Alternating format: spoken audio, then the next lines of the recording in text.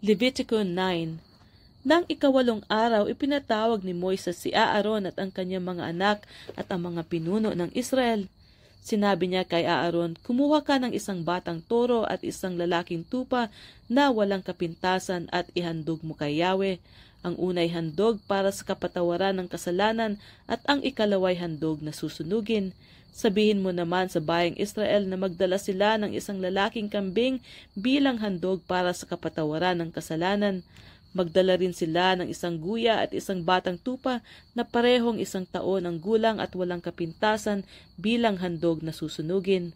Pagdalhin mo rin sila ng isang toro at isang lalaking tupa upang ihandog kay Yahweh bilang handog pang kapayapaan. Iahandog nila ang lahat ng ito na may kasamang harinang hinaluan ng langis. Gawin ninyo ito sapagkat ngayon magpapakita sa inyo si Yahweh. Dinala nga nila ang mga ito sa harap ng toldang tipanan ayon sa iniutos ni Moises. Nagtipon ang buong bayan sa harapan ni Yahweh. Sinabi sa kanila ni Moises, ito ang utos ni Yahweh na dapat ninyong tuparin upang mahayag sa inyo ang kaluwalhatian niya. Kay Aaron na may sinabi ni Moises, lumapit ka sa altar at ialay mo roon ang handog para sa kapatawaran ng kasalanan at ang handog na susunugin para sa iyo at sa iyong sambahayan. Dalhin mo rin ang handog ng mga tao upang sila'y matubos din sa kanilang mga kasalanan. Iyan ang iniutos ni Yahweh. Lumapit nga si Aaron sa altar at pinatay ang guya bilang handog para sa kapatawaran ng kanyang kasalanan. Ang dugo nito'y dinala ng mga anak ni Aaron sa kanya. Inilubog naman niya sa dugo ang kanyang daliri at nilagyan ang mga sungay ng altar at ibinuhos sa paanan nito ang natira. Ngunit ang taba, mga bato at ang ibabang bahagi ng atay ng handog para sa kapatawaran ng kasalanan ay sinunog niya sa altar gaya ng utos ni Yahweh. Ang laman at balat nito ay sinunog naman niya sa labas ng kampo. Pinatay rin ni Aaron ang handog na susunugin. Ibinigay sa kanya ang kanyang mga anak ang dugo nito at ibinuhos sa paligid ng altar. Ibinigay din sa kanya ang kinatay na handog at kasama ng ulay sinunog niya ang mga ito sa altar.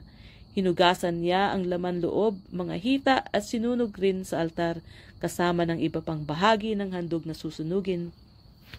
Pagkatapos inilapit sa kanya ang lalaking kambing at pinatay niya ito bilang handog para sa kapatawaran ng kasalanan ng buong sambayanan. Ang handog na susunugin ay inihandog din niya ayon sa utos. Kumuha siya ng isang dakot na harina mula sa handog na pagkaing butil at sinunog ito sa altar kasama ng handog na sinusunog sa umaga. Sa kahuli-huli ay pinatay niya ang toro at ang lalaking tupa, ang handog ng mga tao para sa kapayapaan. Ang dugo nito ay dinala kay Aaron ng kanyang mga anak at ito na may ibinuhos niya sa paligid ng altar.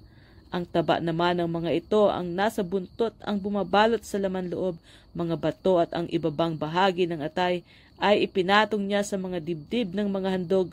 Pagkatapos ang mga taba ay sinunog niya sa ibabaw ng altar. Ang dibdib at kanang hita ng mga hayop ay ginawang natatanging handog para kay Yahweh ayon sa iniutos ni Moises.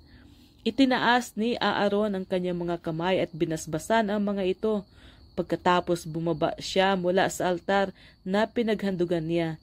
Sina Moises at Aaron ay pumasok sa toldang tipanan. Paglabas doon, binasbasan nila ang mga tao at nakita ng lahat ang maningning na kaluwalhatian ni Yahweh. Sa harapan niya nagkaroon ng apoy at tinupok ang handog na susunugin pati ang taba na nasa altar.